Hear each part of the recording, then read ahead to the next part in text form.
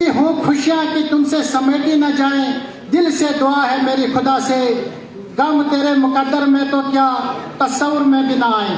नाराजुद्दीन मालिक साहब आके अपने ख्यालात से नवाजेंगे। आप सबको मेरा सलाम व आदाब।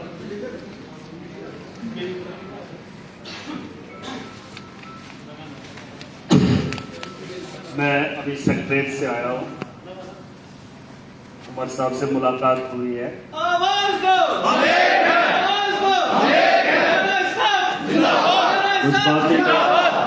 कुछ बातों पे चर्चा हुई। अभी बहुत बड़ा सफर है, लंबा सफर है। जम्मू कश्मीर के अंदर सरकार बनी, सरकार तक अपनी बात पहुंचाना बड़ा आसान रहता है। लोगों के चुने हुए नुमाइंदे होते हैं। जैसे मैं तो डोडा से चुना हुआ हूं, लेकिन डोडा के कुछ लोगों ने फ़ोन करके, कश्मीर से भी कुछ लोगों ने फ़ोन किया था, तो हम चले आए। इलेक्टेड का फ़ायदा एक आम आदमी को ज़्यादा होता है, और जहां जमहूरियत का मुल्क हो वहाँ लोगों को बहुत सारी उम्मीदें रहती हैं। मैंने कुछ बातें की, वो कुछ शेयर भी करना चाहूँगा। मैंने कहा कि कुछ लोग ऐसे हैं, जैसे हमें डॉक्टर्स मालूम है आपको, हिली एरियाज में डॉक्टर आना पसंद नहीं कर रहा है।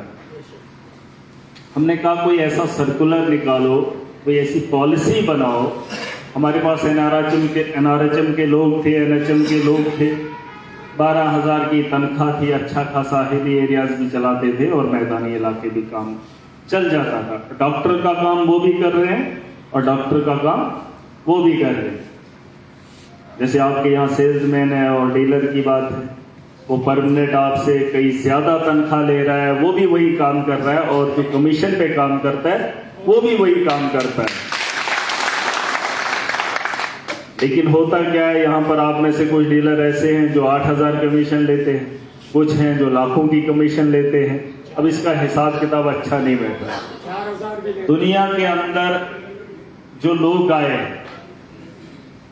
जैसे हमारे बच्चे जब पढ़ते हैं या लिखते हैं, कोई एमए करता है, कोई एमफिल करता है, कोई पीएचडी करता है, वो अपनी जिंदगी में एक मकसद बना लेता है।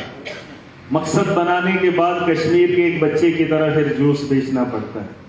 तो सरकार की कमजोरी रहती है, उसके फ्यूचर के साथ, उसके मकसद के साथ सरकार खिलवाड़ करती है।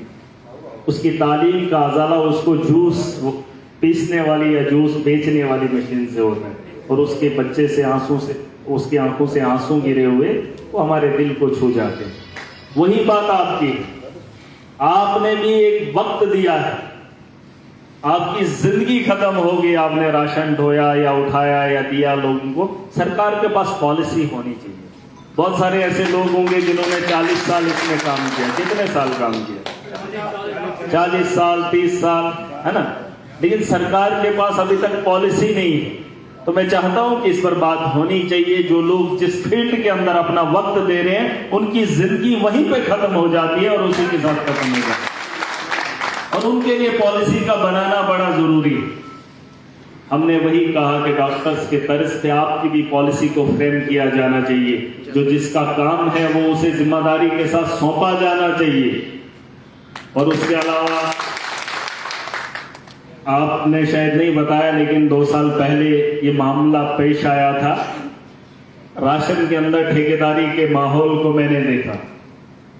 ये जो माफिया है राशन का, ठेकेदारी का माफिया, एक ही आदमी का टच जो है बड़े बड़े ऑफिसर्स के साथ है, उसको भी खत्म करना चाहिए। पुराने तर्ज पे, जिस तर्ज पे डिपार्टमेंट लेके देता था, आप लोग काम करते थे, चलता था।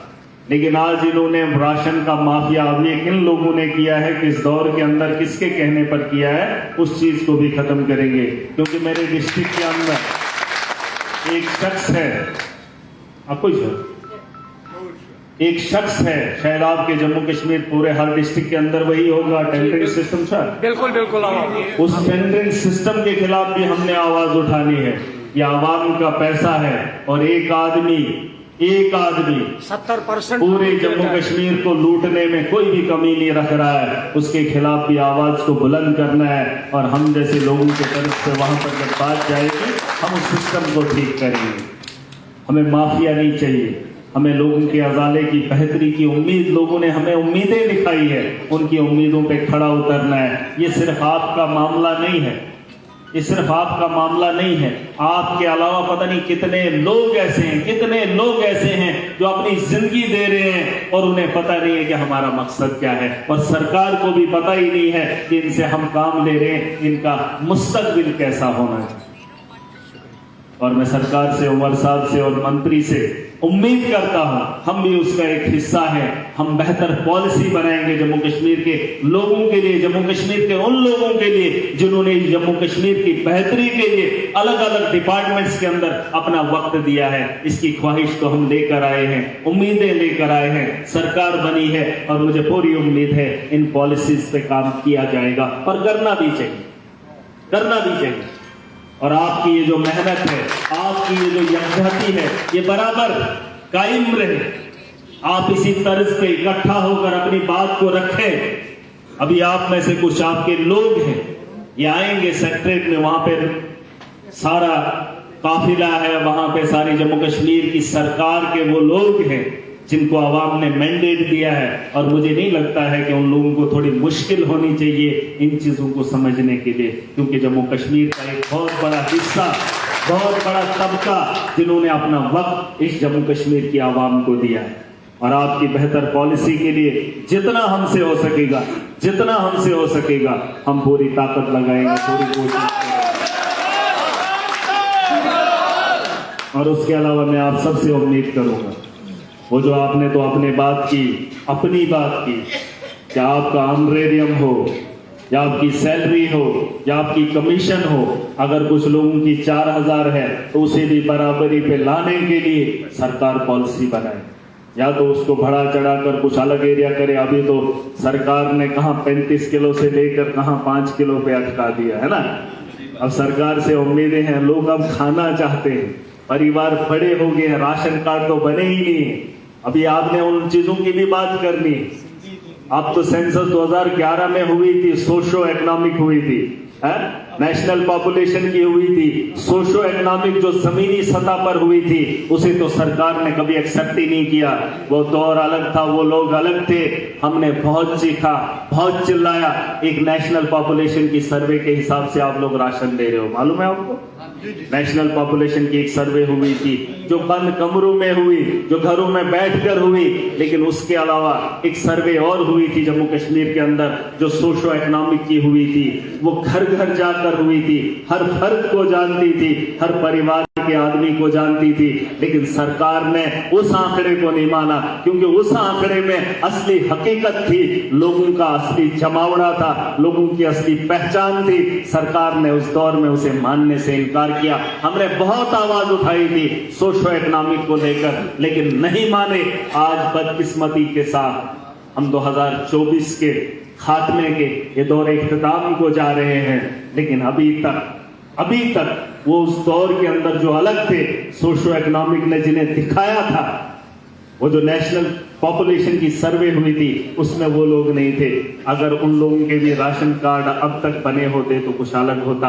अब जो वहां छूट गए उनके आगे बच्चे हैं, लेकिन आज तक सर्वे नहीं करा पाए, राशन कार्ड नहीं बना पाए। और राशन कार्ड इतना जरूरी है, इतना जरूरी, आप आधार कार्ड से ज्यादा जरूरी अगर इंपॉर्टेंस किसी की है तो राशन कार्ड की है, लेकिन नहीं बना पाए। उन्हें भी बनाने का काम मैं सरकार से उम्मीद करूंगा कि नए राशन कार्ड सेंसस हो या ना हो, कब कराएं, लेकिन राशन कार्ड बनाना बड़ा इंपॉर्टेंट है, क्योंकि राशन कार्ड का योगदान हमारे जम्मू कश्मीर के अंदर बहुत जरूरी है और वो लोगों की जरूरत भी है। ठीक है, इंशाल्लाह कोशिश करेंगे, बस यकजा रहना, आवाम के मफाद के बारे में भी बात करते रहना। जब आप आवाम की बेहतरी के बारे में सोचेंगे तो आपकी बेहतरी के लिए पूरी आवाम क्या पूरी सरकार खड़ी हो जाएगी। बस एक दूसरे का दर्द बांटना सीखेंगे। ठीक है, ठीक है। मलिक साहब जिंदाबाद, मलिक साहब जिंदाबाद, मलिक साहब जिंदाबाद। और मैं उम्मीद करता हूं आपके